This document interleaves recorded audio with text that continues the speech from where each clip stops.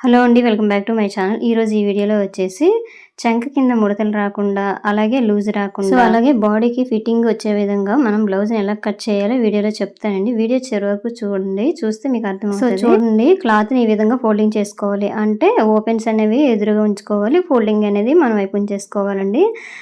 అంటే 40 సైజు ఇట్లా అనుకోండి. 1 మీటర్ దాటే క్లాత్ ఉండాలి. ఇదైతే నార్మల్‌గా 80 సెంటీమీటర్సేననమాట. ఈ లైనింగ్ తక్కువేనండి. ఇది చెస్ట్ లూజ్ వచ్చేసి 32 సో ఇప్పుడు వచ్చేసి మనం ఫోల్డింగ్ చేసి ఈ కిందన కట్ చేశాను కదండి, అదేంటంటే మనం తడిపి ఆరబెడతాం కదా, అక్కడ కరెక్ట్గా రాదనమాట. ఆ పీస్ అనేది తీసేయాలి. సో నెక్స్ట్ వచ్చేసి ఖర్చుకి ఒక 1/2 ఇంచ్ అనేది మార్క్ చేసుకోండి.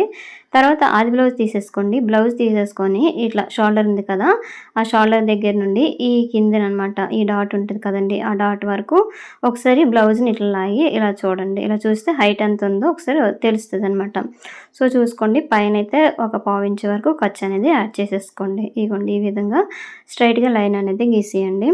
సో ఇప్పుడైతే లైన్ గీసేసాం కదా. తర్వాత వచ్చేసి చెస్ట్ లూజ్ అండి. చెస్ట్ లూజ్ వచ్చేసి 32, అలాగే నడుము వచ్చేసి 28 అనమాట. అంటే చెస్ట్ 32/4 అంటే ఎంత 8 వస్తుందనమాట. ఒకవైపు ఫోల్డింగ్ మీద ఉంది కదా, అంటే ఫ్రంట్ 2 ఫోల్డింగ్లు వస్తాయి, అలాగే బ్యాక్ 2 ఫోల్డింగ్లు వస్తాయి. సో ఈ విధంగా 8 ఇంచెస్ మార్క్స్ చేసుకున్నాం కదా. కింద వచ్చేసి 28 ఇంచులు కదండి నడుము, అంటే 7 ఇంచులు. సో 7 ఇంచులకి ఇట్లా మార్క్ చేసేసుకొని 1 ఇంచ్ డాటు, అలాగే 2 ఇంచెస్ ఖర్చు అనమాట. అదే ఖర్చు పైన కూడా యాడ్ చేసేసుకోండి. ఇవన్నీ చెస్ట్ దగ్గర ఇట్లా స్ట్రైట్గా లైన్ గీసేయండి. అయితే ఇప్పుడు వీళ్ళకి నెక్ షోల్డర్ ఎంత పెట్టాలని చెప్పేసి అయితే చూడండి, నెక్ అనేది 2 ఇంచులు పెట్టేసుకోండి, మిగతాది షోల్డర్ పెట్టేసుకోండి. నెక్ షోల్డర్ కలిపి 5 ఇంచులు తీసేసుకోండి. అంటే వీళ్ళకి భుజాలు జారుతున్నాయి అనేసి అంటారండి, అందుకోసం అయితే నెక్ వచ్చేసి నేను 2 ఇంచులు తీసేసుకున్నాను.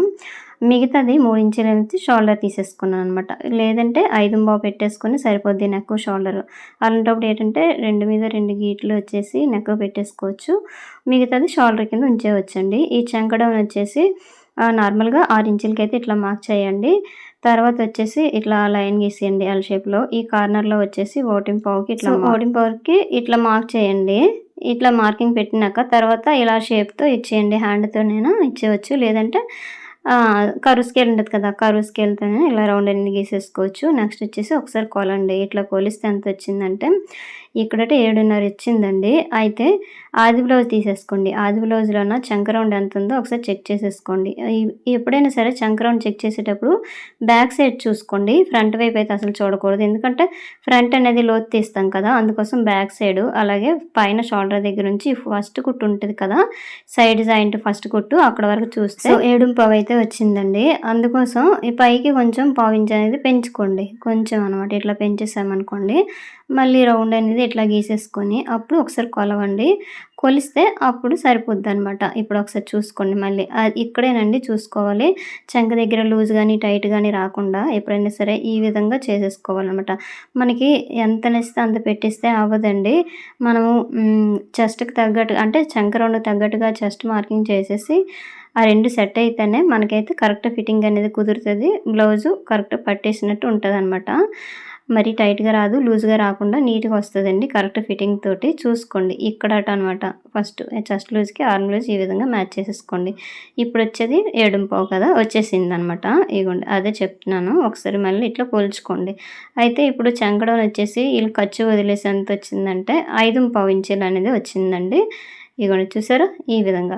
అదే ఈ చంక రౌండ్ అనేది 8 ఇంచులు వచ్చింది అనుకోండి, అప్పుడు కొంచెం కిందకి దింపేసుకోవాలి. అదే ఇంకా ఈ చంక రౌండ్ అనేది 6 ఇంచులు ఉందనుకోండి, కొంచెం పైకి ఎత్తేసుకోవాలి, అంటే రౌండ్ అనేది.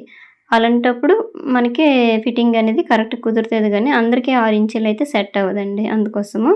సో ఇక్కడ చూడండి, ఈ రౌండ్ షేప్ గీసేటప్పుడు పైన అయితే నేను 2 ఇంచులు ఇచ్చాను కదండి, అదే 2 ఇంచులు ఇచ్చేసి నార్మల్గా ఈ విధంగా గీసేసుకోండి. గీస్తే ఒకవేళ రౌండ్ ఇంకా ఎక్కువ కావాలనుకోండి, పైన 2 పెట్టినప్పుడు కింద 2.5 పెట్టేసి రౌండ్ షేప్ గీసేసుకుంటే సరిపోద్ది అనమాట. సో మళ్ళీ ఒకసారి చూసుకోండి, ఇగోండి ఈ విధంగా చూసుకుంటే సరిపోద్ది అనమాట. సో తర్వాత ఈ డాట్ని ఇట్లా షోల్డర్కి ఎదురుకు వచ్చేటట్టుగా కనీసం 4 ఇంచులు దాటి ఉండేటట్టుగా చూసుకోండి, మరీ తక్కువ లేకుండా. అలాగే 5 ఇంచులు దాటేసి, అంటే హైట్ని బట్టి అనమాట, బ్లౌజ్ హైట్ని బట్టి ఈ డాట్ అనేది వేసేసుకోవాలండి. సో చూసారు కదండి ఈ విధంగా అనమాట. ఎప్పుడైనా సరే బ్యాక్ పార్ట్ మనం కట్ చేసేసామనుకోండి, దీని ప్రకారమే ఫ్రంట్ అనేది కట్ చేస్తాం కదా, అందుకోసం అనమాట. బ్యాక్ పార్ట్ అనేది నీట్గా ముందు కట్ చేస్తే మెజర్మెంట్తోని ఫ్రంట్ పార్ట్ ఆటోమేటిక్గా మనం కట్ చేసుకోవచ్చండి. సో చూసారు కదండి, ఈ రౌండ్ అనేది కొంచెం ఎక్కువ పెట్టాను. అంటే ఇగోండి కొంచెం రౌండ్ షేప్ కిందన రౌండ్ బాగా వస్తుంది, పైకి వచ్చేసరికి కరెక్ట్ మెజర్మెంట్ 2 ఇంచులు పెట్టాం కదా, దానికి సెట్ అయ్యేటట్టుగా పెట్టేసుకోవడమే. సో ఈ మార్కింగ్ మీద ఇలా కట్ చేసేయండి. చూడండి పైన మార్క్ చేశాను కదా, ఆ రౌండ్ దగ్గరే కట్ చేస్తున్నాను, కింద రౌండ్ కట్ చేయకూడదు. అలాగైతే మళ్ళీ ఆర్మ్ లూజ్ అనేది ఎక్కువైపోయింది అనుకోండి, చంక దగ్గర లూజ్ వచ్చేస్తుంది అనమాట. ఇది చూసుకోవాలండి ఖచ్చితంగా. మనము ఈ చంక రౌండ్ అనేది చెస్ట్ లూజ్కి మ్యాచ్ అయ్యేటట్టుగా ఇలాగ పెట్టేసుకోవాలి. చంక దింపు అనేది పెడితేనే సెట్ అయిద్దండి. సో సేమ్ ఇదే విధంగా కట్ చేస్తాం కదా, అక్కడ చిన్న చిన్న కట్స్ పెట్టేసుకుంటే సరిపోద్దండి. సో ఇక్కడైతే మీకు చెప్తున్నాను కదా, అందరికైతే 6 ఇంచులు అయితే అసలు సెట్ అవ్వదండి. కొంతమందికి 6, 6.5, కొంతమందికి 5.5, కొంతమంది 5 కూడా అవుద్ది అంతే. అంటే ఏదైనా సరే ఆర్మ్ రౌండ్ బట్టి వస్తుందన్నమాట. సో చూసారు కదా, బ్యాక్ పార్ట్ తీసేసాక ఆపోజిట్లో వచ్చేసి ఈ క్లాత్ అంటే హ్యాండ్స్కి ఇట్లా 4 లేయర్స్ వస్తాయండి. ఇట్లా ఫోల్డింగ్ చేసుకోవాలి. తర్వాత కిందని ఎక్కువ తక్కువ రాకుండా ఉండేటట్టుగా ఈ క్లాత్ అనేది కట్ చేసేయండి. తర్వాత 1/2 ఇంచ్ వరకు, అంటే పైపింగ్ వేస్తే 1/2 ఇంచ్ ఉంచండి, లేదంటే 1 ఇంచ్ ఉంచేసుకోండి. 1.25 ఉంచేసుకోండి హెమ్మింగ్ చేయడానికి. అలాగే ఈ బ్లౌజ్ ఉంటుంది కదండి, బ్లౌజ్ హైట్ తీసేసుకోండి, హ్యాండ్ హైట్ అనమాట. చేయి పొడుగు తీసేసుకొని అదే హైట్ ఈ చివర మార్కింగ్ చేసుకోండి. ఇట్లా స్ట్రైట్గా లైన్ అనేది గీసేయండి. సో చూసారు కదండి, ఈ విధంగా ఖర్చుతో కలిపి అనమాట. సో నెక్స్ట్ వచ్చేసి హ్యాండ్ లూజ్ తీసేసుకోండి. హ్యాండ్ లూజ్ తీసేసుకున్నారు కదా, ఇక్కడ ఖర్చు అనేది యాడ్ చేసేసుకోండి. తర్వాత ఇక్కడ నుంచి ఉంది కదా, ఈ ఫోల్డింగ్ దగ్గర నుంచి 7.5 ఇంచీలకి ఇట్లా మార్క్ చేసుకోండి. 7.5 కాకపోయినా జస్ట్ కొంచెం తగ్గించినా పర్వాలేదండి. 7.5కి కొంచెం చిన్నది తగ్గించినా పర్వాలేదు. ఎందుకంటే కుట్టేసరికి సరిపోద్ది అనమాట, కర్వ్ కదండి, అందుకోసం అనమాట. సో చూసుకోండి ఒకసారి. అండ్ హైట్ వచ్చి ఇలాగా. తర్వాత చంకదింపు ఇట్లా కూడా ఒకసారి చూసుకోండి. వీళ్ళు చంకదింపు వచ్చేసి ఈ బ్లౌజ్ ప్రకారం అయితే కటింగ్ చేసేసరికి 3 ఇంచీలు వచ్చిందండి. అంటే ఆది బ్లౌజ్ ప్రకారం కట్ చేస్తే మాత్రం 3 ఇంచీలు, లేదంటే 3.5 ఇట్లా పెట్టేసుకుంటే సరిపోద్ది అనమాట. సో చూడండి, వీళ్ళు బ్లౌజ్ ఎలా ఉందో అలాగే కుట్టమని చెప్పారు హ్యాండ్స్, అందుకోసం అయితే నేను సేమ్ అదే విధంగా మార్కింగ్ చేస్తున్నానండి. సో చూసారు కదండి, ఈ విధంగా. ఇక్కడ చూడండి, ఇక్కడైతే 2 ఇంచులు పెట్టేసుకోండి. 2 ఇంచులు పెట్టేసుకొని సో కర్వ్ ఇలాగ తీసేయవచ్చండి. అట్లయితే సెట్ అయిపోద్ది అనమాట, షేప్ అనేది నీట్గా వచ్చేస్తుంది, హ్యాండ్ షేప్ అనమాట. సో చూడండి, ఈ విధంగా ఇలాగ కట్ చేసేయండి. సో చూసారు కదండి, ఈ విధంగా కర్వ్ చాలా సింపుల్గా తీసేసుకోవచ్చండి. కాకపోతే అంటే కొత్త వారైతే కొంచెం ట్రై చేయాలి. కర్వ్ అనేది డైరెక్ట్గా కిందకి దింపేస్తారు షేప్ రానియకుండా. అలా చేయకుండా ఉండాలంటే ఫస్ట్ ఒకసారి ఈ విధంగా ట్రై చేయండి.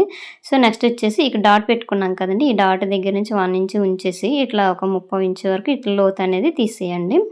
సో చూసారు కదండి, నెక్స్ట్ వచ్చేసరికి మిగతా క్లాత్ ఉంది కదా, ఈ క్లాత్ని ఇట్లా ఫోల్డింగ్ చేసేసుకోండి. అంటే బ్యాక్ పార్ట్ హ్యాండ్స్ కట్ చేయగా మిగతా క్లాత్ ఉంది కదా, ఆ క్లాత్ని మన వైపు ఇట్లా పెట్టేసుకోండి ఓపెన్స్. ఇక్కడ చూడండి, బ్యాక్ పార్ట్కి వచ్చేసరికి స్ట్రైట్గా వేసేసుకోవాలంటే మన వైపు స్ట్రైట్గా వేసేసుకోవడమే. క్లాత్ ఎలా పరుస్తామో అదేవిధంగా. లేదు ఇట్లా క్రాస్గా కావాలంటే ఇప్పుడు నేను వేసాను కదండి, ఈ విధంగా వేసేసుకోవడమే. ఎక్కువ మంది క్రాస్ కటింగే చూస్తారు. సో ఇగోండి ఈ విధంగా అనమాట. బ్యాక్ పార్ట్ వేసేసాం కదా, దాని ప్రకారం ఇట్లా మార్కింగ్ అనేది చేసేయండి. చూసారు కదా, ఈ విధంగా మార్కింగ్ చేసేసినాక ఈ బ్యాక్ పార్ట్ అనేది తీసేయండి. తీసేసి ఇక్కడ ఒక 1/2 ఇంచ్ లోతు అనేది తీసేసుకోండి, చంక దగ్గర అనమాట. 1/2 ఇంచ్ ఇట్లా లోతు తీసేసుకొని ఈ ఫ్రంట్ నెక్ దగ్గర అయితే మనం ఖర్చు ముందు ఇట్లా పెట్టేసుకోండి. ఖర్చు పెట్టేసి ఈ నెక్ అనేది 6, 6.5, 7 ఇంచుల వరకు పెట్టించండి. నేనైతే 6.5 ఇచ్చాను అనమాట. అంటే ఖర్చు వదిలేసి 6 ఇంచులు, ఖర్చుతో కలిపి 6.5 అనమాట. సో చూసుకోండి, 6.5కి అయితే ఇట్లా డ్రా చేసేయండి. రౌండ్ షేప్ ఇంకా రావాలంటే కొంచెం ఎక్కువ ముందుకు పనిచేసుకుంటే సరిపోద్ది. సో చూడండి, ఫ్రంట్ హైట్ వచ్చేసి నార్మల్గా నేను 13 ఇంచులు పెట్టేస్తానండి, ఖర్చుతో కలిపి 13 ఇంచులు అనమాట. ఇక్కడ నుంచి 2.5, డాట్కి గ్యాప్ 2 ఇంచులు అనమాట. లేదంటే ఆది బ్లౌజ్తో కూడా మీకు చూపిస్తాను ఫ్రంట్ హైట్ ఎలా మార్క్ చేసుకోవాలని చెప్పేసి. సో ఒకసారి చూడండి. ఫస్ట్ అయితే ఈ విధంగా మార్కింగ్ అనేది మీకు చూపించడానికి మళ్ళీ ఇది చేసి చూపిస్తున్నాను, మార్కింగ్ చేసి. సో తర్వాత వచ్చేసి ఈ ఫ్రంట్ డాట్ హైట్ చూసుకోండి, 2.5 ఇంచీలు పెట్టేసుకుంటే సరిపోద్ది. అంటే వీళ్ళ హైట్ అనేది ఎక్కువ కాదు కదా, అందుకోసం అనమాట. ఇదిగోండి ఈ విధంగా ఇట్లా చంక దగ్గర ఉండే డాటు, అలాగే రెండిట్ల మధ్యలో హుక్స్ పట్టి కాజా పట్టి డాట్ అనేది వస్తుంది అనమాట. అంటే ఈ కొంతమందికి చెస్ట్ అనేది ఎక్కువగా ఉంటుంది కదండి, అంటే నడుము తక్కువనే చెస్ట్ అనేది ఎక్కువగా ఉన్నప్పుడు కూడాను ఈ విధంగా మార్కింగ్ అనేది చేసేయాలి. ఇప్పుడు మార్కింగ్ ప్రకారం ఇలా కట్ చేసుకోవాలండి. మార్కింగ్ ఏ విధంగా చేసామో అదేవిధంగా ఇలా కటింగ్ అనేది చేసేయాలి. సో ఫ్రంట్ చూసారు కదా, అయితే కొంతమందికి బ్యాక్ పార్ట్ ఎంత ఉందో ఫ్రంట్ కూడా అంతే వస్తదండి. ఖచ్చితంగా అంతే రావాలి. లేదంటే షేప్ అనేది పైకొచ్చేస్తదండి. ఈ చెస్ట్ పార్ట్ అనేది పైకొచ్చేస్తది. అందుకోసము అంటే బాడీని బట్టి అనమాట. బాడీని బట్టి చూసుకోవాలి. ఇక్కడ చూడండి ఫ్రంట్ డాట్ అనేది హైట్ ఎలా చూసుకోవాలో చెప్తాను. ఫ్రంట్ పార్ట్ పొడుగు ఇగోండి ఇక్కడ డాట్ ఉంది కదా! ఈ డాట్‌ని పట్టేసుకోండి. తర్వాత ఈ ఖర్చు దగ్గర నుండి ఇట్లా చూసుకోవడమే. ఇగో చూసారా? ఈ విధంగా నేను నార్మల్‌గా ఇందాక టేప్‌తో చూపించాను కదా! ఇప్పుడు బ్లౌజ్‌తో ఈ విధంగా అనమాట మార్క్ చేసుకుంటే సరిపోద్ది. సో, నెక్స్ట్ వచ్చేసి ఈ చంక దగ్గర ఈ విధంగా చూసేసుకుంటే సరిపోద్ది. Shape belt వదిలేయాలండి. ఫ్రంట్ పార్ట్‌లో ఎప్పుడైనా సరే మనము కొలిచేటప్పుడు షేప్ బెల్ట్ వదిలేయాలి. తర్వాత ఇక్కడ చూడండి ఇక్కడ ఫోల్డింగ్ చేస్తాం కదా డాట్‌కి. ఈ చంక దగ్గర కూడా కరెక్ట్ సరిపోయింది. మనం ఎప్పుడైనా సరే 1కి 2 సార్లు కటింగ్ చేసేటప్పుడే చూసుకోండి. ఎందుకంటే స్టిచ్చింగ్‌లోన మనం క్లాత్ చాలకపోతే యాడ్ చేయొచ్చు గానీ, ఈ కటింగ్ దగ్గర మాత్రం తీసే దగ్గర మాత్రం మనం యాడ్ చేయలేమండి. అందుకోసము ముందుగానే కటింగ్ చేసినప్పుడే మనం అన్నీ ఒకసారి కొలుచుకొని చూపిస్తే సరిపోద్దనమాట కటింగ్ చేసుకుంటే. సో, నెక్స్ట్ వచ్చేసరికి ఇదిగోండి అయిపోయిందండి బ్యాక్ పార్ట్ అలా హ్యాండ్సు ఫ్రంట్ 3 కట్ చేసాం కదా! షేప్ బెల్ట్ తర్వాత నేను స్టిచ్చింగ్ చేసేటప్పుడు షేప్ బెల్ట్ అనేది మీకు చూపిస్తానండి. సో, ఫ్రెండ్స్ ఇంతేనండి వీడియో. వీడియో నచ్చితే లైక్ చేయండి, షేర్ చేయండి, సబ్స్క్రైబ్ చేయండి. మీకు ఇంకేమైనా వీడియోలు కావాలంటే నాకైతే కామెంట్ చేస్తే నేనైతే వీడియో చేస్తానండి. సో, మిగతా క్లాత్‌లోన ఈ షేప్ బెల్ట్ అనేది కట్ చేస్తానండి. మెయిన్ క్లాత్ ఉంది. ఆ క్లాత్ మీద పెట్టేసి ఈ లైనింగ్ కట్ చేసేస్తే స్టిచ్చింగ్ నెక్స్ట్ వీడియోలో పెడతాను. ఇంతేనండి video. Thank you for watching.